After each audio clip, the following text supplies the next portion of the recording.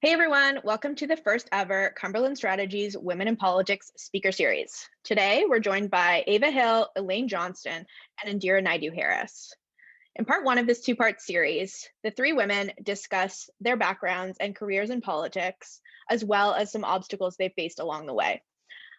Surprisingly, each of these women mentioned that they have felt like they need to work harder as a result of being a woman. So let's jump right in.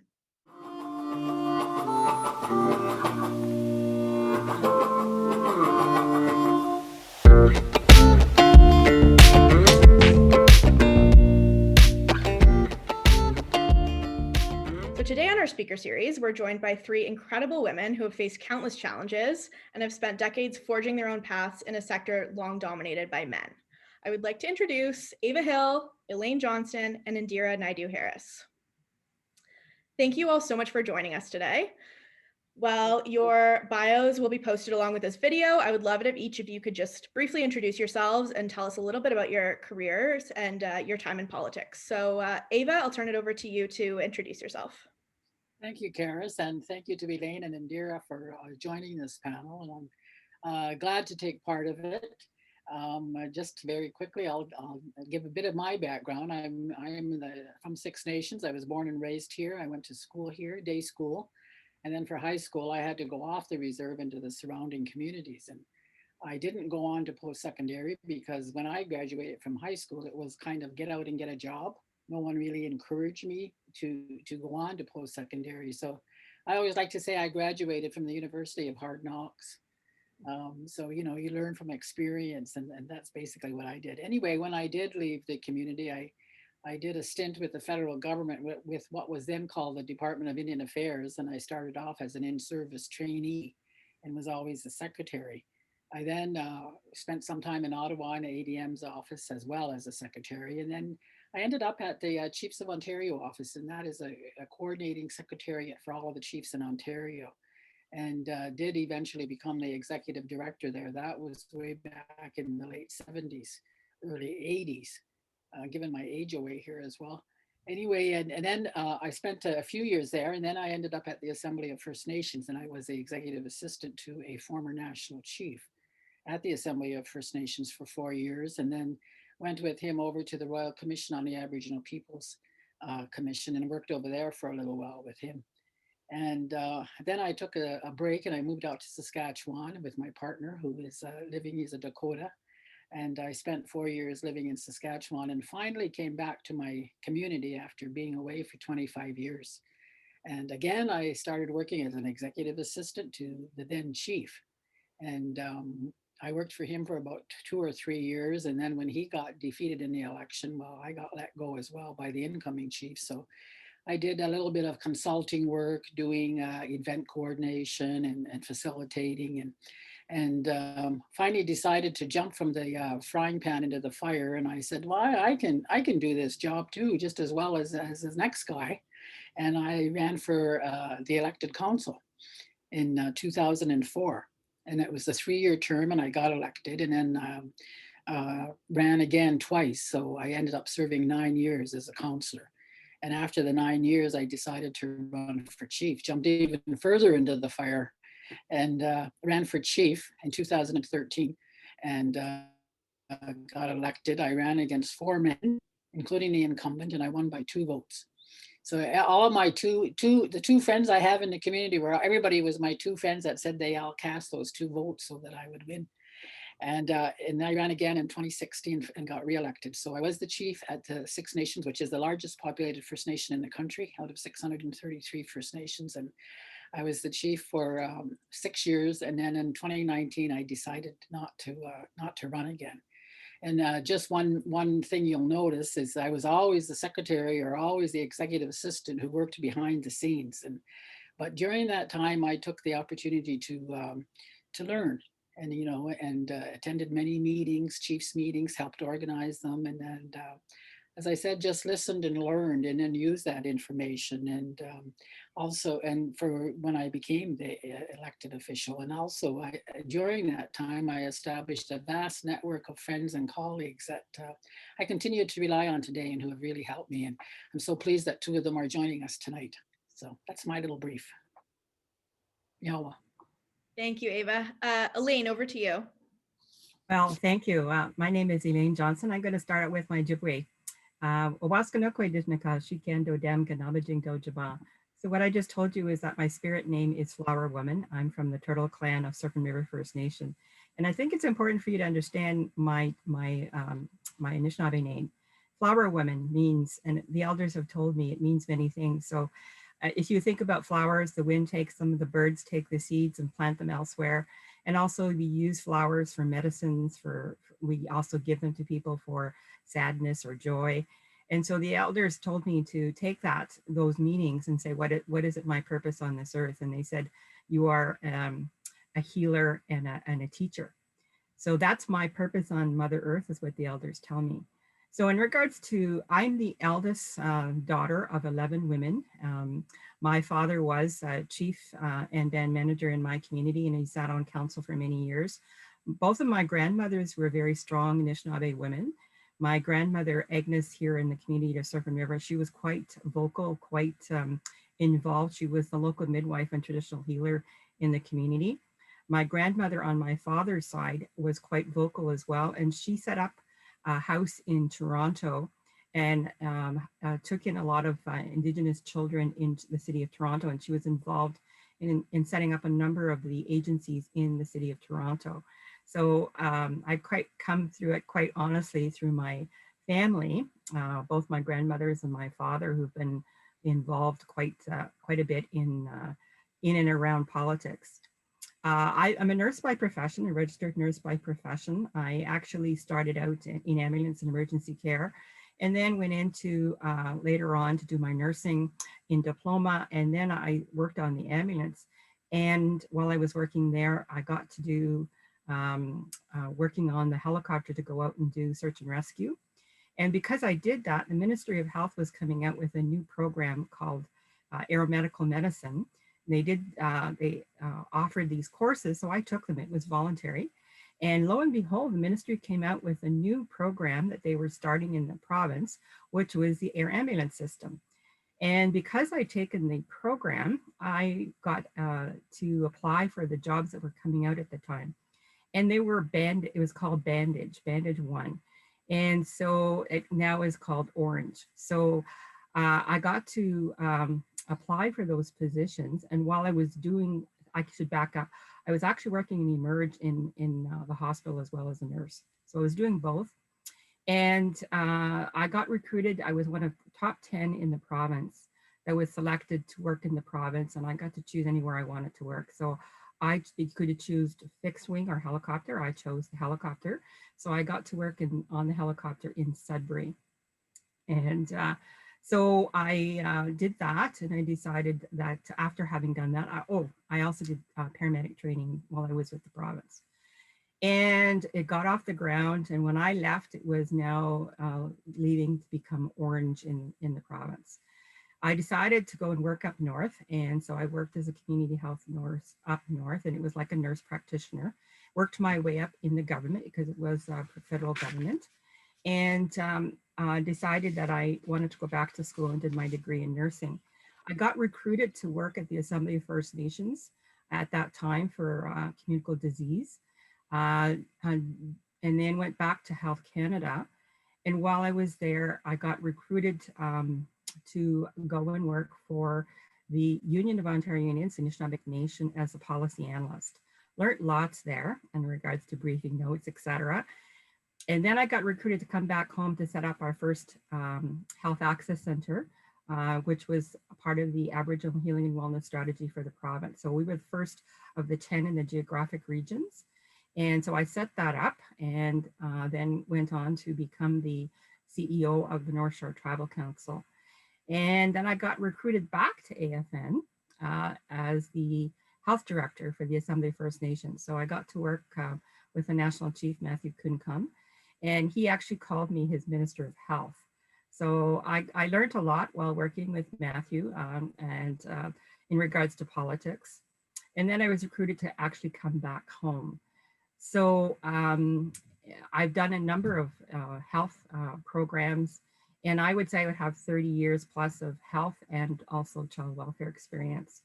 I was on council for about 10 years, and then I got the opportunity to be chief for 5 years. So I'm no longer the chief. I'm actually working for a child welfare agency, a First Nations child welfare agency. But I think that I certainly have learned a lot in the political arena, having worked as a chief and also being on council and having worked in the political organizations like the Assembly of First Nations and the Union of Ontario Indians. So I look forward to the discussions and I'm really happy to be here. I'm Indira Naidoo-Harris, the Associate Vice President of Diversity and Human Rights at the University of Guelph. Before I joined the U of G, I was the member of Provincial Parliament for Halton.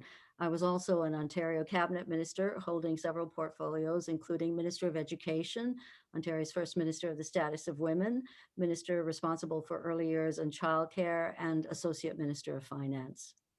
I began my career in broadcast journalism as a news anchor for several local and national newscasts, including CBC News World International, National Radio News, and CTV Newsnet. And I also hosted some shows on TVO and Omni Television.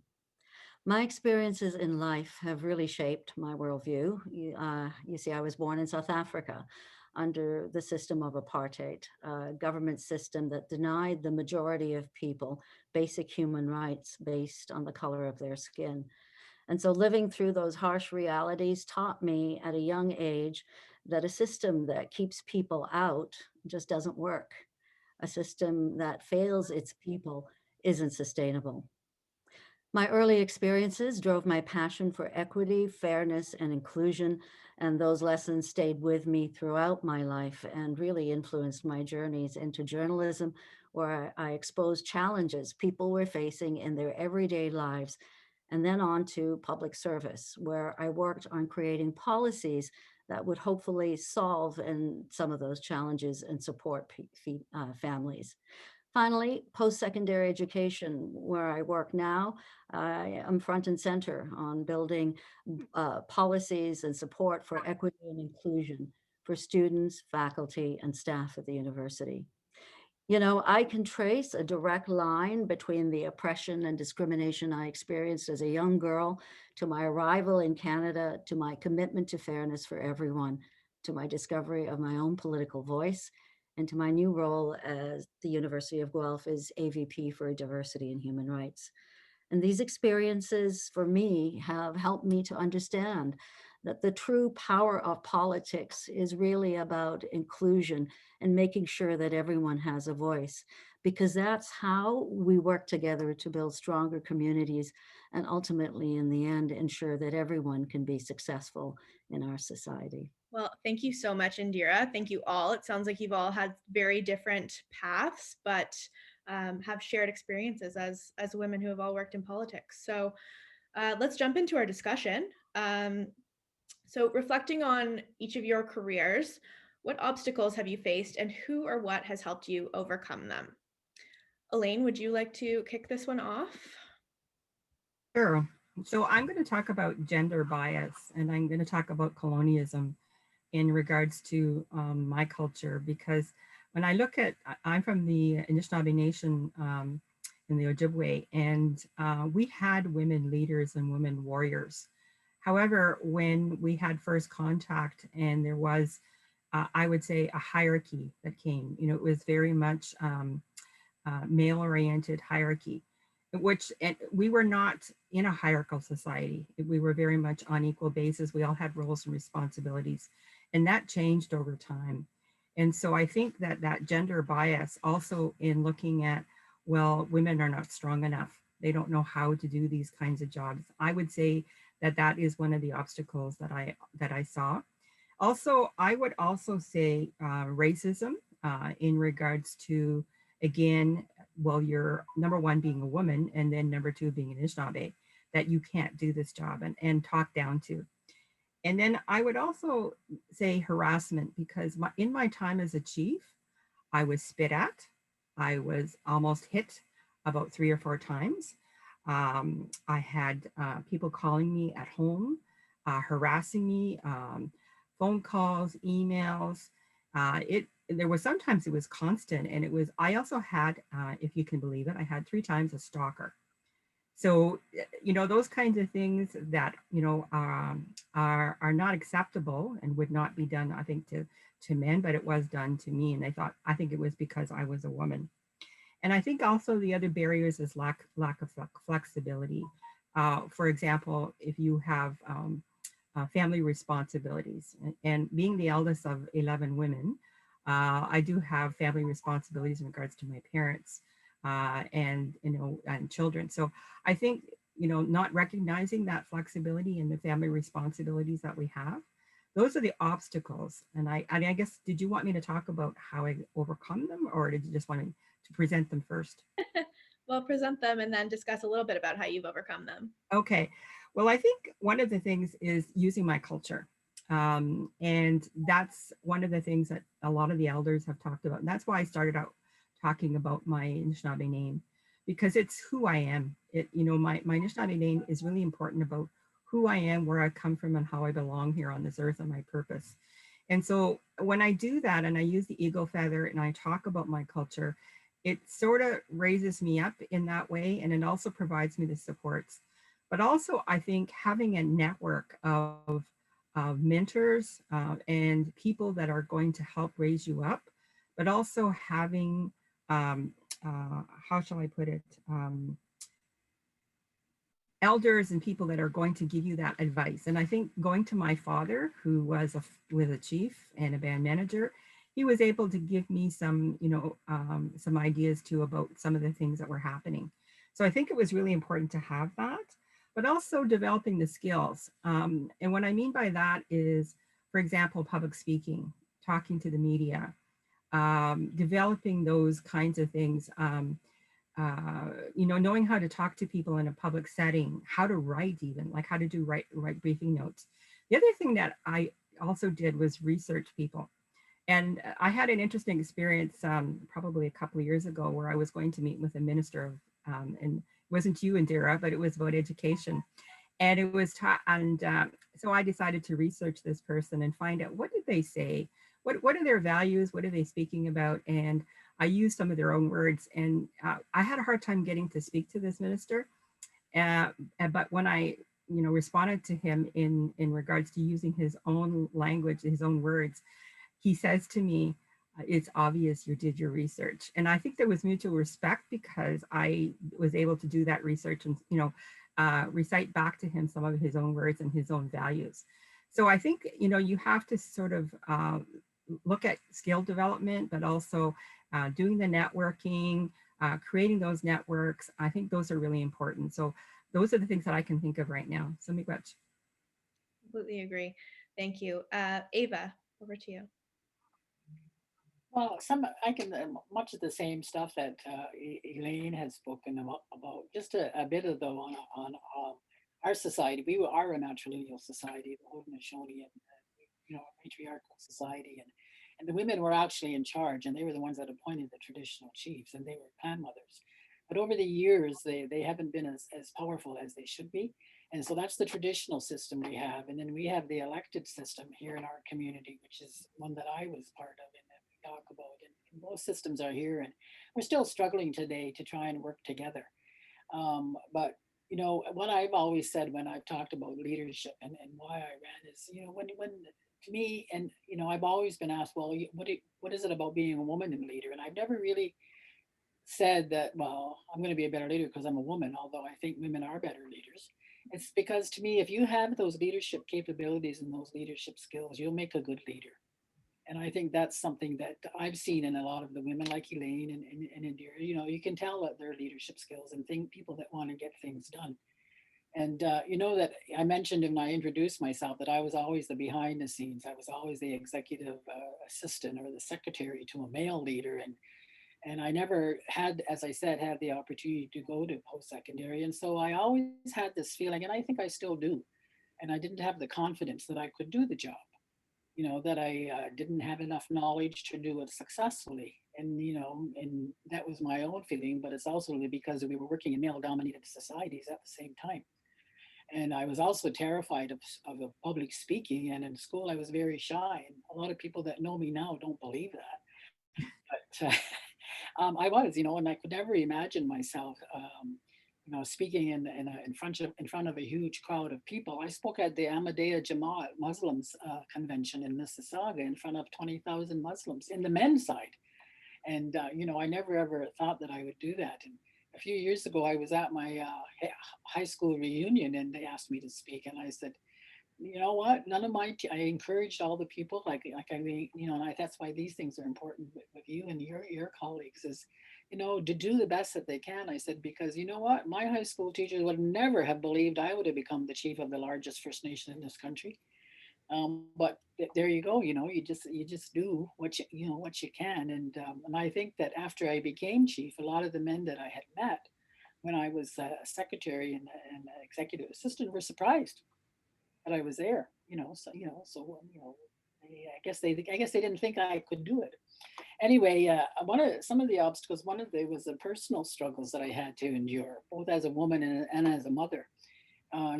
Because you start getting the criticisms and the misinformation that comes out on social media, and we see so much of that all over the place. I remember Liz Sandals, a colleague of Indira's, was down here visiting, and I was driving her around, and it was before I ran for re-election. And she said, "Are you going to run again?" And I says, "I don't know. I get tired of all the criticisms and all the BS that I have to put up with." I said, but then I look at Kathleen Wynne, who is the premier, and the attacks that she was constantly getting. And I said, well, if she can do it, then maybe I can do it for another year. But, I found that it started to affect my family. It's particularly my mother, my sister, my mom, who's gone now, but my sister and my daughter, and they started to fear for my personal health and safety. And, and that was a big factor in me. That weighed on me, that they were afraid and, and worried about me. So that was one of the obstacles I had to put up with. And the other one was there's a lot of jealousy. And I think Elaine and I have talked about this, and there were comments from the men, but also there was a lot of jealousy from other women who I thought were my good friends. So that's something that really struck me, and I thought that they would be so supportive. But and then another personal struggle was not being able to spend time with your family as much as you would have liked. In addition to doing the day-to-day job from 8:30 to 6 and going to council meetings at night and working on the weekends and attending community events and all of that, very little time left for family. In my situation, my daughter had moved away and I was here by myself. So it made it a little bit easier for me. But if I had had small children, it would have been very difficult for me to balance my personal and family life and pay my children the attention that they needed. Even so, when my daughter would come home and visit on the weekend from Ottawa, I'd be busy all weekend and she would still get a little annoyed that I wasn't here to spend time with her because she came to visit with me. The other struggle was the self-care, the lack of self-care. I wasn't able to look after get the exercise and eat properly. When you're a chief and you're going to community events and meetings, you're always eating at different gatherings, community gatherings. And so, that's something I'm doing now is starting to do more exercise. And I think it's important that you need to do that kind of stuff. So anyway, those are some of the obstacles I saw, in addition to some of the stuff that Elaine talked about. And some of the things that, you had to, I knew that I had to do is I had to work twice as hard and make sure that you're prepared, you read your briefing material and that you knew what you were talking about when you were meeting with ministers or you're meeting with anybody or you're talking to a great big crowd. As I said, when I was shy and I missed out on something that I really wanted when I was young for not speaking up. And I vowed then I would never sit back and be quiet. And I would, speak up and when I wanted to and when I needed something. And with the public speaking, the more that you did it, the better you came. And I think the other thing that was key for me was communication and seeking advice from people and listening to them. And, what inspired me, I think, was, if I'd run into people and the kids in the community and see the joy in their faces if we were successful in helping them some way, or I'd run into people in the village and they'd say, oh, you're doing a good job, thank you. And, those are the kinds of things that really, helped me overcome some of those obstacles. And I was inspired by other women leaders, other women chiefs and cabinet ministers like Indira. I became good friends with a lot of the cabinet ministers under the Wynne government, and then Kathleen and I are also good friends. And as I said, I seen some of the things, and we still see what some of the attacks that they get because of the misinformation that's out on social media. And so, they've inspired me to keep going in, and we become a club, I guess, of let's keep giving. And then I also have a good, strong circle of friends who get together with me every Friday night. I have a Friday night gang. It's in the summer, so if anybody's ever at Six Nations on Friday night, you know where to go. And so they've been constant, and they've given me criticisms when I've needed, but they've also stood by me unconditionally and supported me. And my daughter and my partner have both always been there for me. My daughter is one of my biggest critics, but I know that she always supports me. And the same with my partner, who's very traditional, and he's always there to, his famous last words are, "Yes, dear." So anyway, he's always there to support me. So those are just some of the ways I've tried to overcome some of the obstacles. Yeah, it sounds like the support network is key for both of you. How about you, Indira? Well, when I started my career, broadcast journalism was very much a man's world, and it certainly wasn't diverse. I was a woman of color in some of Canada's largest newsrooms, and I have to say that the pressure was very real. It was really about sink or swim. I felt at times like I had to work twice as hard. And to be honest with you, I did a lot of the time because I was brought up to believe that that was part and parcel with what would be expected of me if I was going to really be a success in the things that I did. So I had to be prepared to work hard and maybe twice as hard. The other part of that reality, of course, was that most likely to also be paid less when it came to wages. And that did happen to me. There were times when I worked in certain newsrooms or under certain contracts where I discovered later that I had the most experience, the most television experience. But when we started looking at what the contracts were and what people were getting paid, oftentimes I was the one getting paid the least. That's a hard pill to swallow, but I really think that you need to recognize what your abilities are and really define yourself. You don't let other people define you, whether it has to do with the money they're paying you or what work they're giving you. You need to know what your abilities are. And I think, like some of the others have said, Ava said this, and sometimes people underestimate you. That's fine. Let them underestimate you, because ultimately in the end, you will show them the value that you have and what you can really accomplish. So I really found that I worked harder than most and wound up building a profile of credibility and respect, which really served me very well. However, working in television, I noticed that Canada was a diverse country at the time, but really television in Canada didn't reflect that diversity. There was a changing face of Canada, and when you turned on your television set, you really didn't see that diversity reflected on the screen.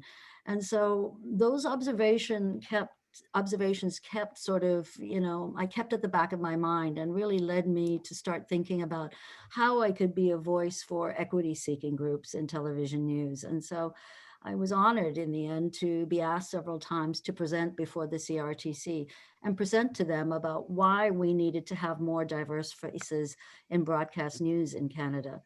And at times, those conversations weren't that easy. I was approached many times by certain heads of networks coming to me and saying, well, yes, everything you're saying is all good, but, what about excellence? And how am I going to find these people? And, I need someone who can really do the job. And I used to say, hey, I've got a filing cabinet full of great resumes. Some of them are fresh out of J school, but bring them on board, support them, and make sure that those young people are getting that mentoring and learning what they need to do. And they will surprise you. And in fact, they will impress you.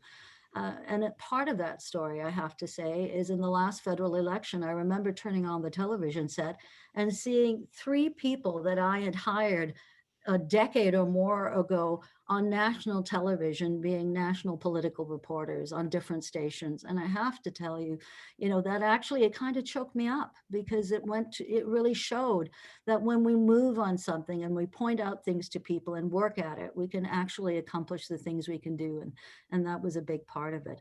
In terms of my own life, I was told that I was the first woman of color to anchor a local newscast in Alberta, the first woman of color to anchor newscasts at CBC National Radio, and one of the first on CBC News World. And so those were the kinds of things I was building before I headed into politics. When I got into politics, I was lucky because I had the privilege of working, like Ava talked about, with Ontario's first female premier in a cabinet that at that time was 40% women. So 40% of the people sitting at the table were women, and we were heard, our voices were respected, and it was amazing, really, just unbelievable.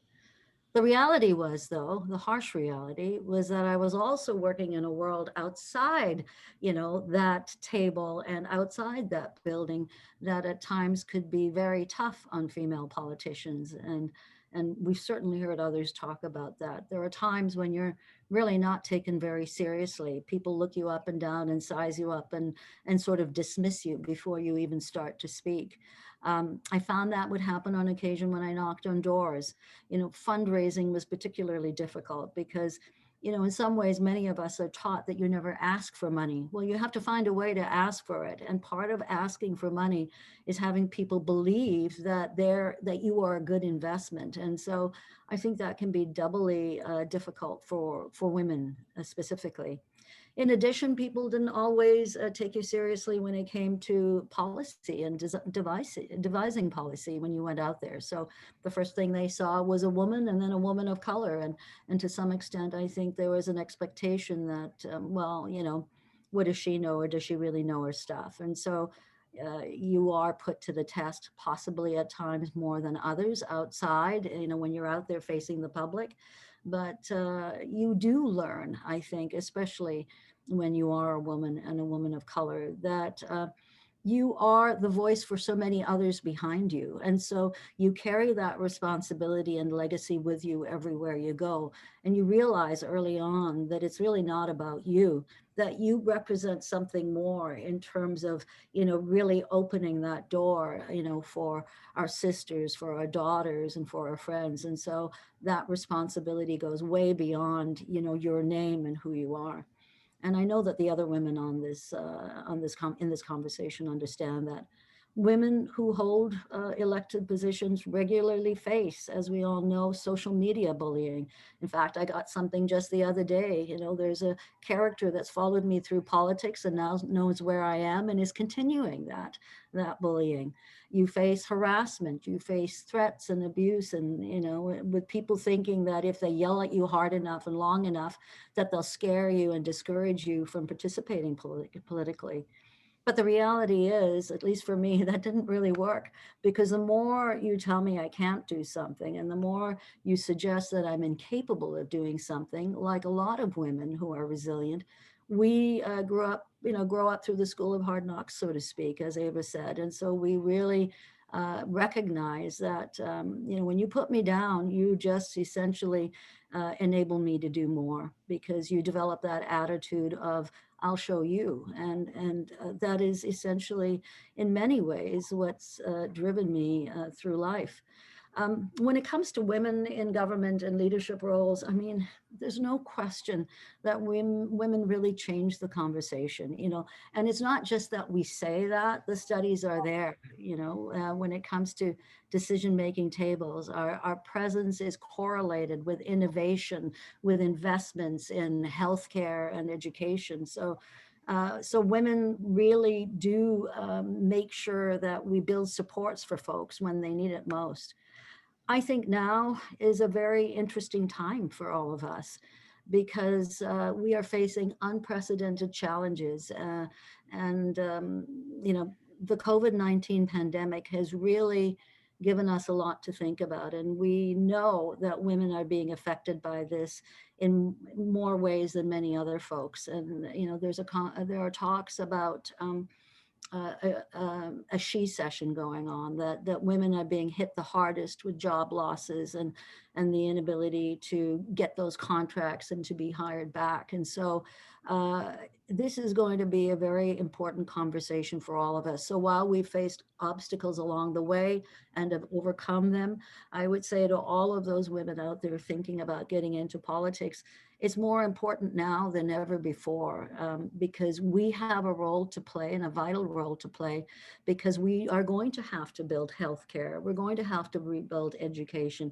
We have to build economies. And in the end, going back to my old file, childcare is going to play a big role, and we're going to need those strong voices from women to really drive some of those things forward. So the obstacles are there. They will always be there. They don't go away. But what we can change is empower other women to get involved, support them, and help them to believe in themselves and develop those strong voices that we know women have. And we want them to feel comfortable voicing their thoughts and opinions. Hope you all enjoyed part 1 of this 2-part series. To stay up to date with all of our current content, make sure to subscribe or follow our social media accounts below. We'll see you next week for part 2.